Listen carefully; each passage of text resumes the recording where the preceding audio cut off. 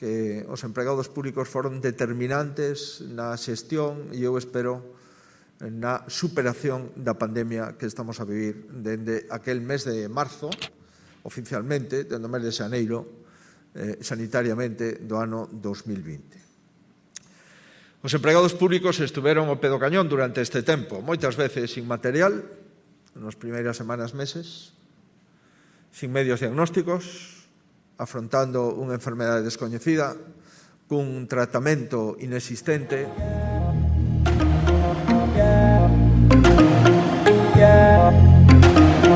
Yeah.